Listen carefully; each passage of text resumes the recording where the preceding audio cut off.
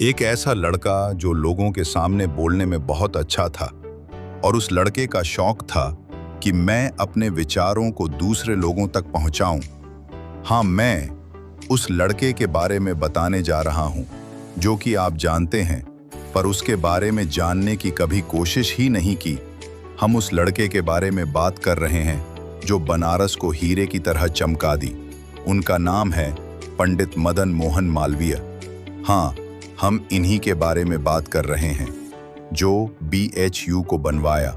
पंडित मदन मोहन मालवीय जी का सपना था कि वो शिक्षा को समाज के विकास के लिए बहुत महत्वपूर्ण मानते थे और वे समाज को सुधारने और लोगों को बेहतर बनाने के लिए काम करना चाहते थे।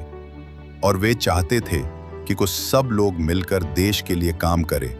और मालवीय जी चाहते थे कि सब लोग अपने संस्कृति के बारे में जानें और एक दूसरे की मदद करने में आगे आएं और समाज के लिए काम करें। 1932 में जब ब्रिटिश सरकार ने नमक कानून तोड़ा तो मालवीय जी ने सविनय अवज्ञा आंदोलन में भाग लिया, जिसके कारण उन्हें गिरफ्तार कर लिया गया और जनता उन्हें महामना कहकर पुकारने लगे। और नरेश प्रभु नारायण सिंह BHU के लिए 1300 एकड़ भूमि दान की थी। आज उन्हें कोई भी नहीं जानता है कि कम BHU के लिए इतना काम किए।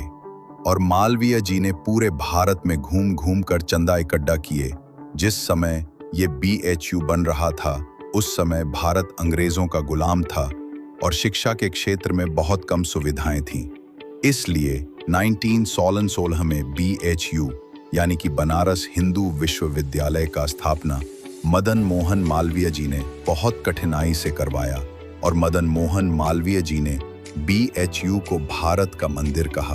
और मदन मोहन मालवीय जी चौरी चौरा कांड के बाद 170 लोगों को फांसी की सजा से बचाने के लिए इलाहाबाद उच्च न्यायालय में वकालत भी की। मदन मोहन मालवीय जी का जन्म 25 दिसंबर 1861 को इलाहाबाद के लाल डिग्गी मोहल्ले में हुआ था और इनके पिता का नाम पंडित ब्रिजनाथ और माता का नाम मुना देवी। और मदन मोहन मालवीय जी के पास LLB की डिग्री 1891 में प्राप्त कर लिए। मदन मोहन मालवीय जी ने शुरुआत महाजनी पाठशाला से पढ़े थे। मदन मोहन मालवीय जी का बचपन का शौक भाषण देना और उनका शादी 16 साल की उम्र में हो गई श्रीमती कुंदन देवी से, जो नंदलाल की पुत्री थी।